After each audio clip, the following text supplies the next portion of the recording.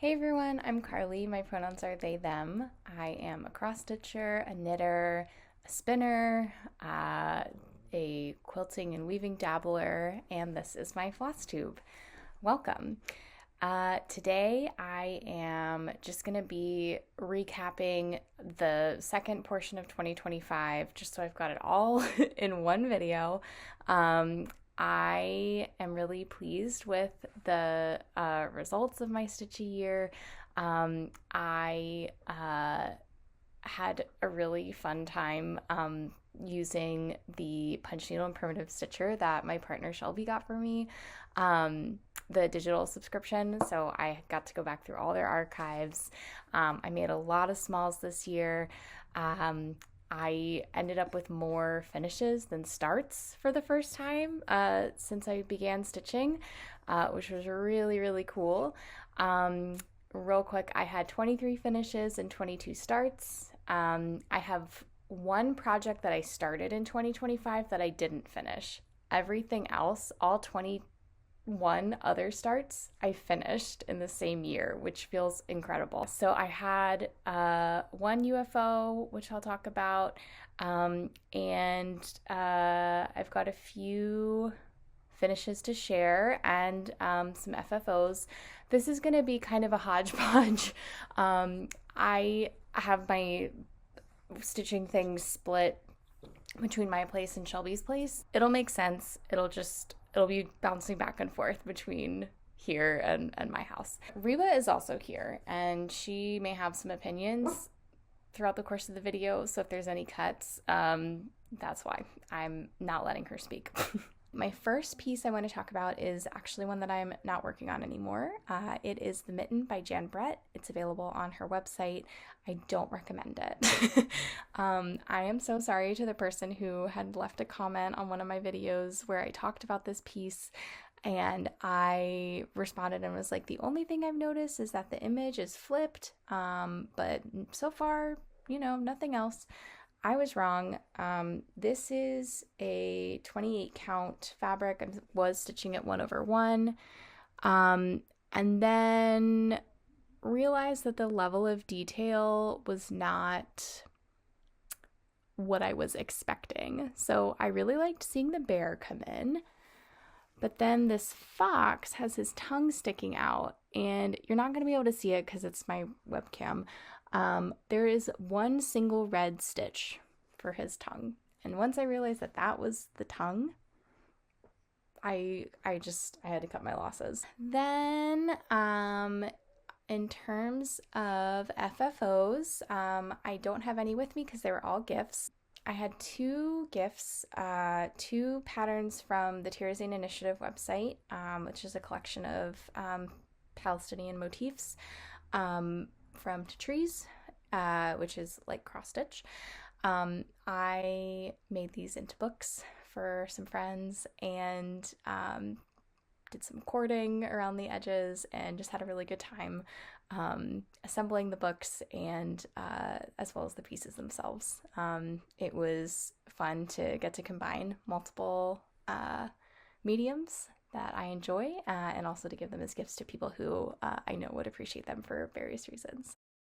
This is Coffee and Eggs by the Artsy Housewife. I made this with the intention of giving it to a friend who had purchased a home, and I'm not going to dox her, so her address is covered up, but I did stitch her address on it and the year that she moved in.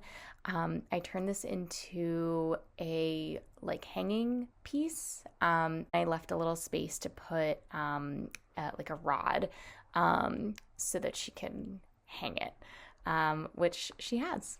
My next finish is my annual Prairie Schooler Santa. I do one of these for my mom every year and make it into a little pillow.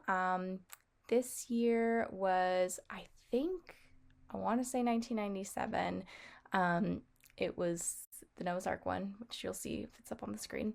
I made this because my brother turned 30 this year, and when we were growing up, he had like a Noah's Ark motif going on in his room. He had like a toy. I don't know, that was just like his thing. So I chose this to kind of like commemorate that.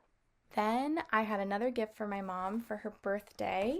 She's really into poppies, and I wanted to try a Biscornu this year, or in 2025. So I did Flanders Fields by Heartstring Samplery. I did not stitch the bottom, and I left out some of the leaves, but I'm really pleased with how it turned out. You will also notice that I left the button off because one, did not bring the right one when I took this home to my mom, and planned to finish it right before I gave it to her. But also I really liked the design on the top. It's just like a tiny little diamond grid, but I did not want to cover it up. So I gave it to her as is, and she really liked it. It was on a 32 count. It was 1/1, and it took forever. Hence why I stopped working on chunks of it. But it was really fun to do 1/1, and that was new for me to enjoy 1/1. So learned a lot doing that as well. My next two FFOs are Mill Hills. The first one is Mill Hill Popcorn, which I gave to Shelby as an ornament for Christmas. We went and saw a lot of really good movies in the theaters this year. She's really good at choosing ones that I will enjoy and be able to endure. I really do not like to go to the movie theater, typically just because of the length of time that you have to sit. But Shelby's really good at picking ones that like really keep me engaged, or that are not too terribly long. And then we did like a little gift exchange at work. So I made another Mill Hill. This is Mill Hill Star Crystal. This was a little bit challenging because I had to be careful about carrying my threads so I wouldn't snip them when I was cutting out the snowflake. I did not do a very good job of that, so it is a little bit more robust than intended, but my colleague really liked it, and it's hanging in her cubicle, so that was a really fun one too. This is a finish rather than a fully finished object. This is Never Enough Primitives by Thistles. I started this in 2024, which was the 20th anniversary of Keen's album release for Hopes and Fears, and I got to see that in concert, which was amazing, so I decided to make this sort of a tribute to that. I changed the sampler to be some lyrics from a song that says the name of the album, Hopes and Fears, and then the little piece at the bottom says Keen instead of Live, Laugh, Love, or whatever it was before. Two other finished objects that I have are by Wild Violet Cross Stitch. They are Bee by the Sun and Firefly by the Moon. It's the opposite. It's Firefly by the Sun and Bee by the Moon. I do this every time. Apologies. And these are on 32 count, scrap fabrics. And I used mostly the called for DMC. So those are my fully finished objects and finished objects between July-ish and December of 2025. I have 11 whips that I'm bringing into 2026, and I have made it a goal to put at least 1,000 stitches into each of them. I'm using WhipGo for the first time to try and make that happen. We'll see how that goes. Thank you so much for being here. Keeping it short and sweet today, and I will see you next time. Bye.